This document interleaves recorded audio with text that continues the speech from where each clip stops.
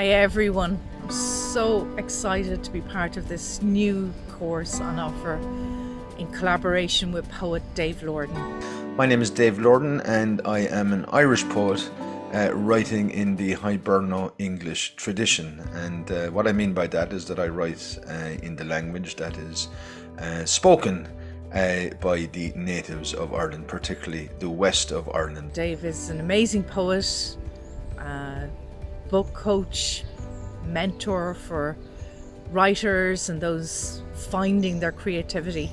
I suppose what that also means to me is that I would see myself as part of a 3,000-year-old at least tradition of writing, and not only of writing but also of performing poetry, particularly the oral strand of the Bardic Arts really interests me. The passing on of the inspiration of poetry, of the passion of poetry, of the knowledge contained in poetry in a face-to-face and intimate manner, and how that has worked down through all those generations to preserve, if you like, what a sense of Irishness might be.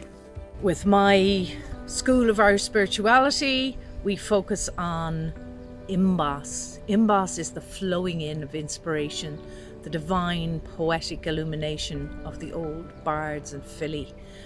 And so we're going to come at this in a two-pronged way. So we'll be really connecting in with that deep, rich heritage of our ancestors.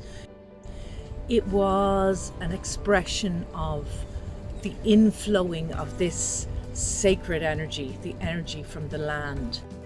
What I am really concerned with as an artist and as a teacher is the continuity, I guess, with this very, very deep old tradition, which is now I would call a trilingual tradition. We are even a quadrilingual tradition, since we have English verse in this country, we have Gaelic verse, we have Hiberno English verse, which is neither one nor the other, but something wonderful in between. We also have our wonderful traveller language, Shelta verse written in that as well. So we have four separate linguistic traditions stretching back hundreds and thousands of years, and we also have the new influences of the new languages coming at the moment. So what I'm interested in is, with all of that influence, with all of that flow, with all of that wonderful river of language to draw our work from. What are the things that connect us in the here and now, but all the way into the past.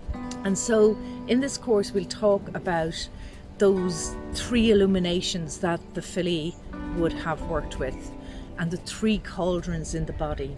So the three illuminations are techniques, ways of kind of seeing beyond the physical world, to gather in that inflowing light, to gather in that energy, and to inspire, to give a drive and impetus to our creative expression. And when we talk about that in terms of the bard, we talk about, I think, the relationship of the utterer of the poem, the speaker of the poem, the character of the poem, with the elements. You know, how alike the poet and poetry is to the landscape, how alike and how mutually influenced the poet and the poem and the landscape, the elements that surround the poem and produce the poet and the poem, how those things intertwine with each other.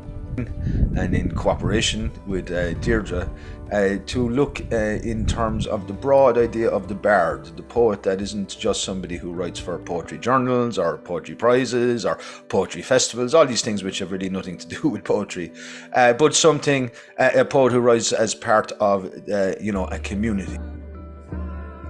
You'll be learning about the way the ancient Fili and bards worked.